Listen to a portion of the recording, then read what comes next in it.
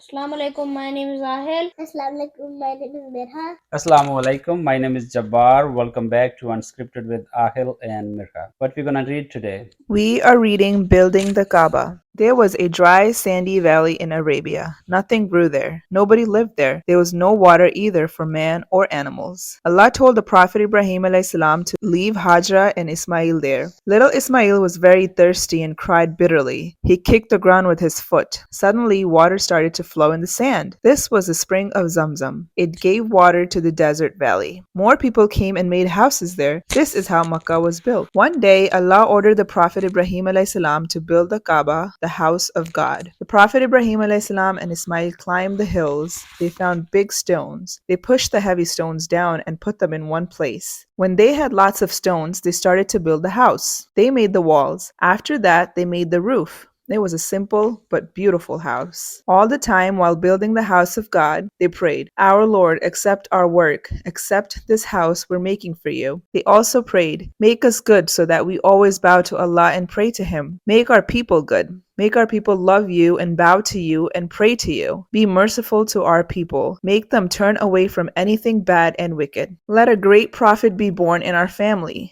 Hear our prayers. You are the most merciful." Allah listened to their prayer. Many years later, a great prophet was born in Arabia. He was the Prophet Muhammad sallallahu alaihi wasallam. There is no God but Allah, and Muhammad sallallahu alaihi wasallam is his messenger. The end. What was the story about?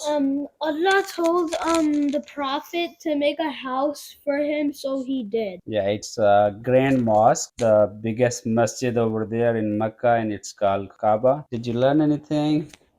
I know something else. And every year they change the cover. People go there for pilgrimage every year, and it's an obligation to all Muslims to visit Kaaba at least once in their life. Thank you so much for watching. Like, subscribe, and share. Bye, guys.